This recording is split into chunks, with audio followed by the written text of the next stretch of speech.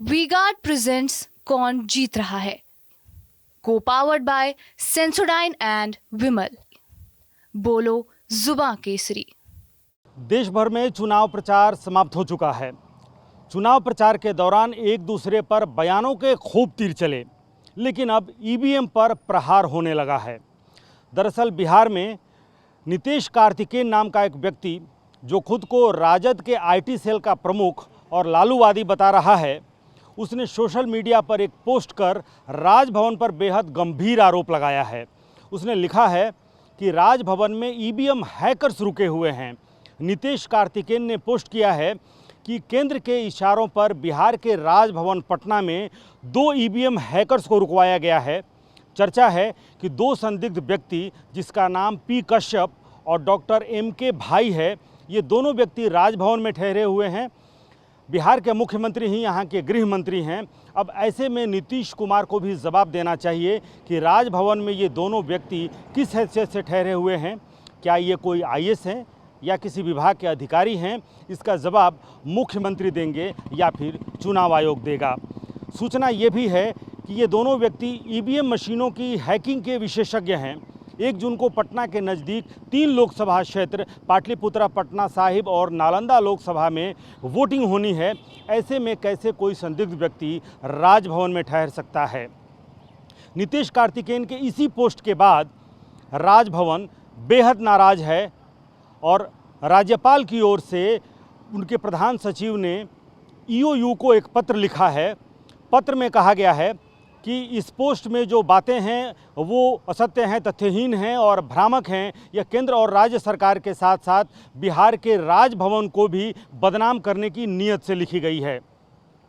राजभवन ने कहा है कि यह पोस्ट वर्तमान में चल रही लोकसभा आम निर्वाचन की प्रक्रिया की निष्पक्षता के प्रति भी आम जनता के मन में संदेह पैदा करने वाला है और लोकसभा और लोकतंत्र के हित में नहीं है। इसे आम जनता में क्षोभ और वैमनस्यता के साथ साथ समाज में अशांति फैलाने का प्रयास भी किया गया है। फर्जी आरोप लगा करके सनसनी फैलाना ये राष्ट्रीय जनता दल की रणनीति है और हार को स्वीकार कर रहे हैं। तो नाम बताओ। और राजभवन कार्यालय ने इसको संज्ञान में लिया है और साइबर सेल को इसके गुनाहगार जो है उसको तय करने की जिम्मेदारी दी है। तो हमारी उम्मीद है कि जल्द से जल्द इस संबंध में नतीजे आएंगे और जिन लोगों ने बयान दिया है, ट्वीट किया है, उसके जो एडमिन होंगे जब जेल जाएंगे तो लालू जी आपको 1 कट्ठा जमीन 43 बीघा में देने वाले हैं, न जमानत के लिए जमानतदार बनने वाले हैं। जेल में जब कराहोगे तब महामहिम जैसे पद को जिस ढंग से कलंकित करने का काम किया है राष्ट्रीय जनता दल ने, तब इसका एहसास भी हो जाएगा। क्या कारण है? चुनाव प्रचार समाप्त हो गए, पहले एक दूसरे पर प्रहार हो रहे थे, अब ईवीएम पर प्रहार शुरू हो गए। कहावत है, देख रहे हैं ना विनोद क्या हो रहा है। वही हाल है इस संबंध में कि भाई चुनाव परिणाम आने के पहले ही 1 जून को दंड बैठक कर रहे हैं दिल्ली में। अब दूसरा कि उसमें क्या कहेंगे? सत्यनारायण स्वामी का पूजा तो कर नहीं रहे हैं।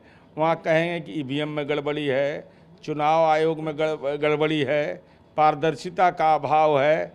ये विधवा प्रलाप करेंगे। साथ ही साथ कुछ एमपी अगर जीत जाएगा उसको पकड़ेगा कि देखो पकड़ के रखना ही सबको, भाग नहीं जाए इधर उधर। तो यही सब के लिए अभी हम बैठक होगी।